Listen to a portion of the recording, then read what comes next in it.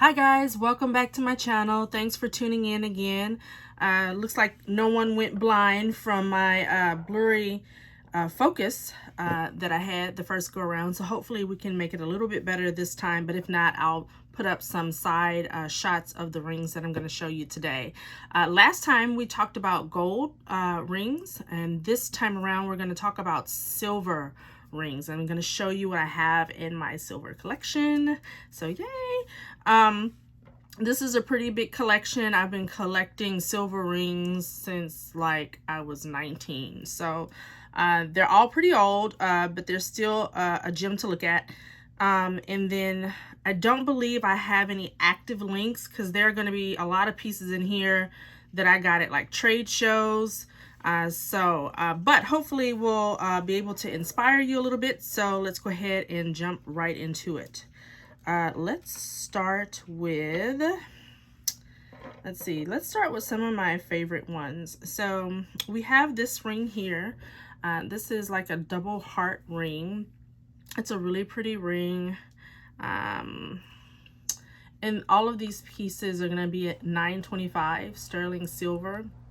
So sterling silver typically needs to be shined at some point. So I did try and buff up some of these pieces for you guys. But this is a double heart ring. I want to say I got this while I was in college. And sometimes in college you'll have vendors kind of set up shop, kind of like in the mess hall or maybe the common area.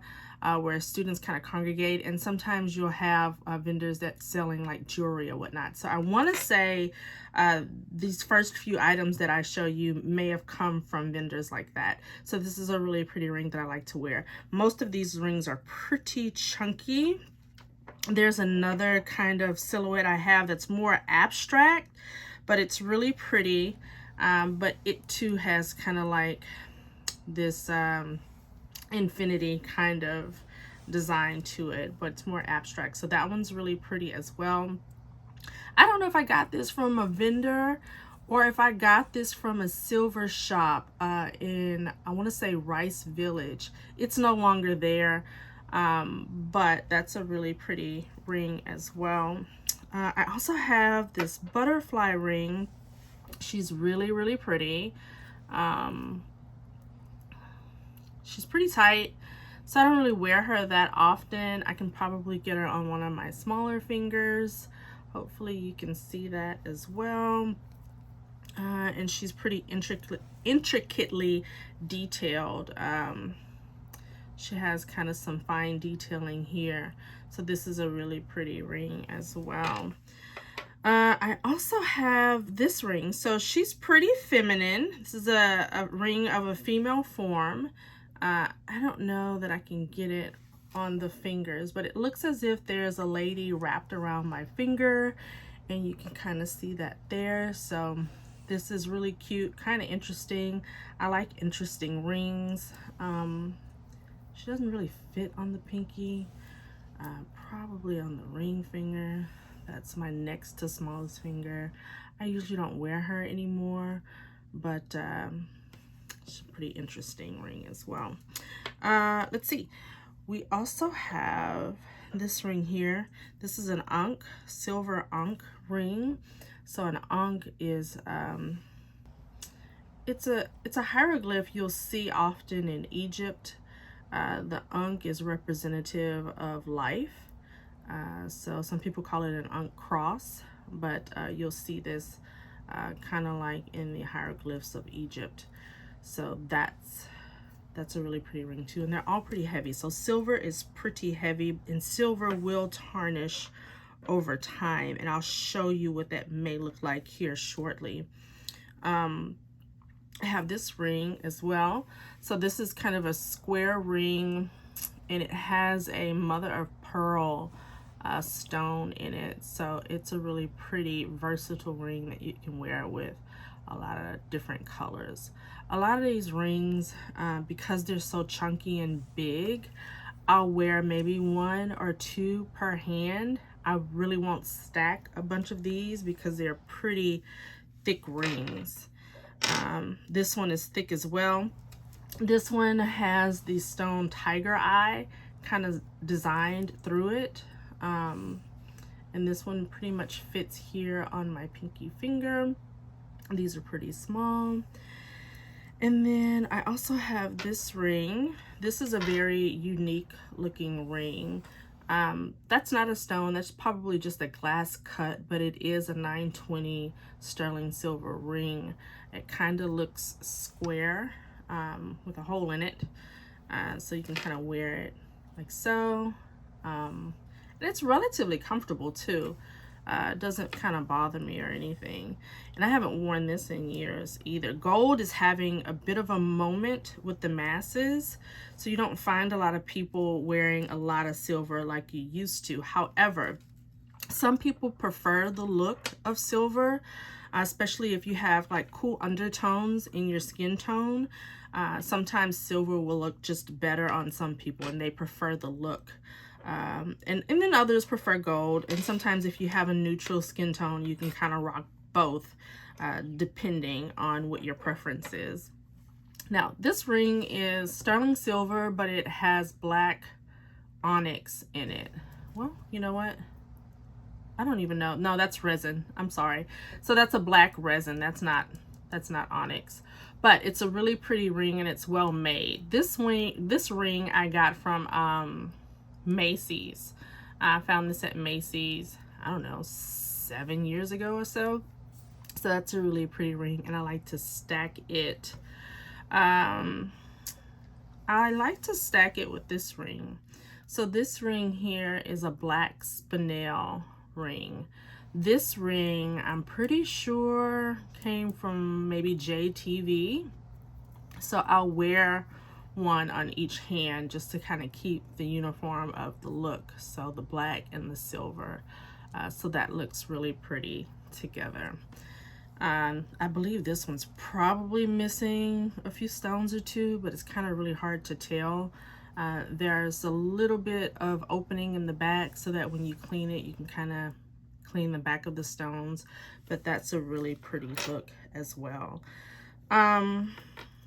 This ring here, this is a silver ring. This is a Gucci ring, so it comes from Gucci. It is silver, but it's been purposefully oxidized to give it this really dark look. So I don't know how they do that. I guess they do it chemically. You can shine it, but it's not gonna shine to the point of this silver color. It's gonna stay this color. But this is a pretty ring. I like the big band.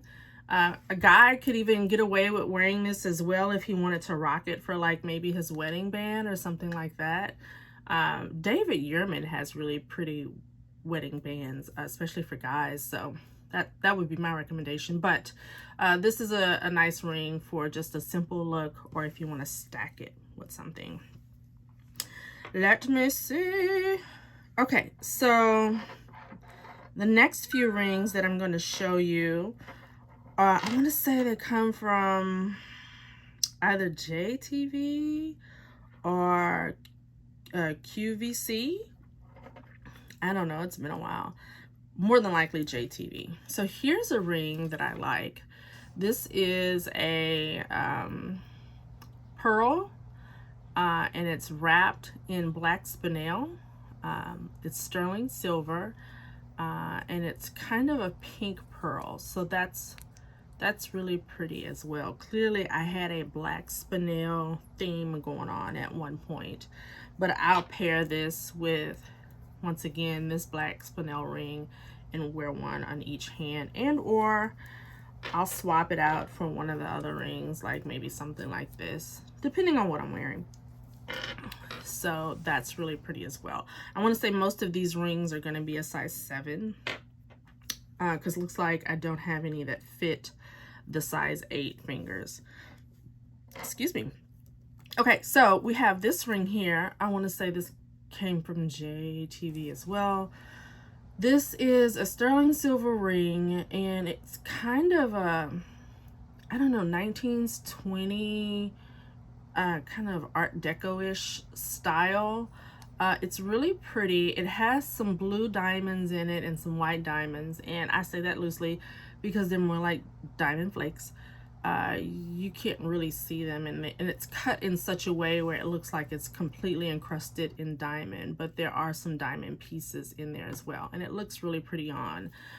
Because it's long, it gives this really pretty long elongated look, so that's really pretty. And then I also have this one. This one is going to be aquamarines, and it's kind of wrapped in zirconia, white zirconia. So not cubic zirconia, but white zirconia. White zirconia is a natural semi-precious stone, just like aquamarine.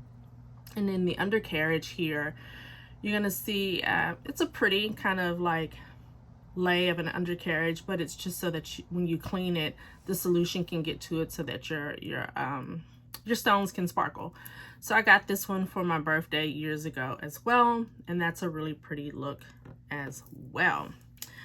Okay, and the last few that I have, these rings come from a jeweler that comes once a year, maybe twice a year, to Houston. I'm in Houston.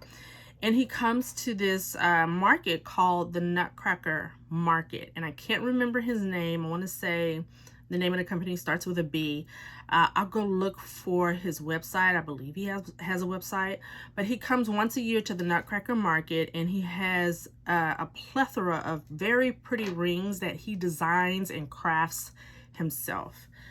So here's one of them. They are pretty much sterling silver rings, but he'll also use an overlay of maybe brass or bronze over the ring in certain design elements and aspects. I want to say, don't give me the line, I can't remember what this stone is. It looks like an aquamarine, and it's a little cloudy, so it may not be an aquamarine. And it also depends on the cut of a stone too. And then I know that that's white zirconia. So this is a really pretty ring that I like to stack. Oftentimes I'll stack this ring and another one like it with my gold pieces, just because it has like this gold tone to it. So these are really pretty. Let's see if the name is in here. Sonoma, you know what? I'll link it below. I can't read that. But anyway, it's stamped on the inside, and he has really pretty rings. Here's another ring, kind of similar to it. I want to say this is a cubic zirconia inlay in around the ring. And so this is a bigger ring, and I kind of wear it on my pointer finger. Sometimes I'll wear it on my middle finger. It's a little big there, but it stacks really pretty with other rings. So let's see, like for instance, we can probably do something like this if you're looking for a really bold look. So that's the way that looks, my dear. And then we have another one. So this one is once again that kind of like swirly abstract pattern, giving us a infinity type feel to it. This is going to be some freshwater pearls, and on the inside you can kind of see it looks a little oxidized. That won't buff out, but you'll see that it's silver all the way around and polished all the way around. It's a really pretty ring as well, and you can wear it on your whatever finger, whatever size you wear. Put it on like that. So that's a really pretty ring. And then I have another one made by him. This is a very odd and unique ring. I love this ring. This is another freshwater pearl. It's a very unique design, and he has it sitting here kind of next to, I don't know if you can see this, but this design here, it kind of looks like a horn or maybe a cornucopia type shape, and you have a red garnet right here at the bottom. So this is a very pretty unique ring, and I like to wear this often as well. He has some very unique pieces. If you know, you know. When you go to the Nutcracker Market, his booth is flooded with women that anticipate him every year. So those are all of my silver rings, and I have a few one-offs. So this here is, I want to say, I don't believe this is sterling silver. I want to say this is Well, the overlay is going to be a bronze or a brass overlay. I think it's brass. This is a brass overlay. And underneath is either going to be silver or it's going to be stainless steel. But it's an organic honeycombed shape ring. I really like the style and the idea behind this ring. I don't wear it often because it doesn't shine the way that I would like it to shine. I tried buffing it out before filming, but this is about as shiny as it's gonna get. It used to have little tiny, probably Swarovski crystals kind of in between each little hexagon, but they've fallen out, so I don't wear it as often. I'll pick it up every now and again, but I really love the idea of this. I like this shape. I just really like the organic feel of that, almost as much as I like the organic feel of this one, so it's really pretty. And then the other one-off that I have is this ring. I found this ring at a vendor at like a festival, and she makes them by hand, but this is a copper ring, and so she uses copper wire. This is a black freshwater pearl, and it's really cute and it's unique. I like unique rings, so that's what that looks like. I don't wear it often. Copper will tarnish pretty easily. So what you can do is you can buff this out with a buffing cloth for like your silver, or you could probably use a little ketchup. That's right, ketchup. So the acid in ketchup kind of helps to buff away the tarnish on copper. Of course, you'd have to kind of rinse it and clean it good. I've never used the ketchup. I'll use like one of my cleaning cloths for it and try and buff it out and keep it pretty clean. And that will pretty much do the trick for me. But if you want to try, if you have a copper ring and it looks pretty dull, you can try buffing it out with a little ketchup or tomato paste and see if you can't get it to be rosy again. So I feel like we went through that pretty quickly. But like I said, I will have a side picture of most of the rings as I talk about each one. And if I can find links to this man's shop online, I believe he's based out of upstate. He's somewhere in New York or somewhere upstate, but he does come down for the Nutcracker market. So, and I don't know if he lists where he's going on his site or anything, and it's been a while. So, you know, since we've come out of the pandemic, who knows if he's going to be back or not this year. I want to say he should be back. What is this, October? He should be back in November for the Nutcracker market, so hopefully. I don't know if I'll be able to go, but if I do, hopefully I'll grab a piece and I can come back and show you guys what I get. Thanks so much for joining me. I enjoyed talking about these rings, and hopefully if you have any questions, I can answer them for you, so just drop a comment below, and then we'll meet again next time, and maybe we'll talk about some necklaces and or some bracelets. All right, bye guys.